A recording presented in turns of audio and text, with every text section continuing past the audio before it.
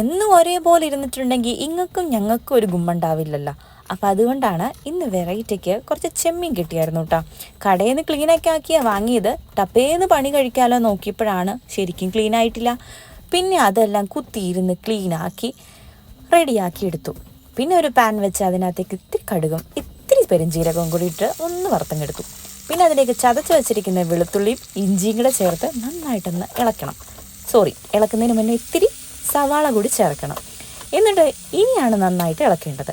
പിന്നെ പച്ചമുളക് ചേർക്കാൻ മറക്കരുത്. എരിവനുസരിച്ച് ചേർത്തോളൂ കേട്ടോ.